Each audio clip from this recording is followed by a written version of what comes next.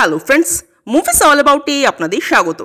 অঙ্কুশ আবির, মিমি, Victor Banerjee অভিনীত রক্তবীজ 2 মুভির গান অর্ডার ছাড়া বর্ডার ড্রপ করা হয়েছে। গানটি গেয়েছেন শ্রেষ্ঠা দাস ও সুর দিয়েছেন শিলাজিৎ মজুমদার। গানের কথাও লিখেছেন শিলাজিৎ মজুমদার ও জিনিয়া সেন। এটা মূলত একটা আইটেম সং। গানটা পারফর্ম করেছেন নুসরাত জাহান। এবার গানটা লাগলো কেমন? উইন্ডোজের মুভিতে আইটেম সং কিন্তু এই প্রথম নয়, এর আগেও হয়েছে। রক্তবীজ পার্ট 1 হোক বা বহুরূপী হোক, সব কিছুতেই আমরা আইটেম সং দেখেছি, কিন্তু এবারের গানটা একটু আলাদা। যদি শুধু গান হিসেবে বিচার করি তো ওভারঅল গানটা আমার অন্তত ভালো লাগেনি।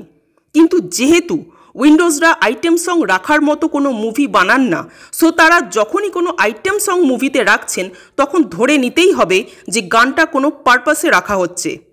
এই গানটাকে সির্ফ একটা আইটেম সং হিসেবে না দেখে গানটার কথাগুলো শুধু মন দিয়ে শুনুন, তাহলেই বুঝতে পারবেন গানটা কতটা মিনিংফুল।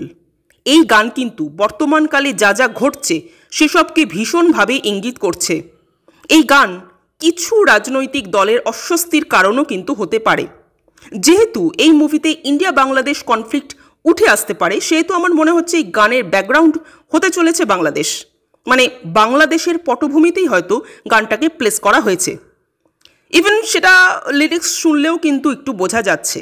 এবার যদি বলি নুসরাত জাহানের কথা, তো নুসরাত যথেষ্ট ভালো নেচেছেন, যথেষ্ট এনার্জেটিক লাগছে তাকে, এতে কোনো সন্দেহ নেই।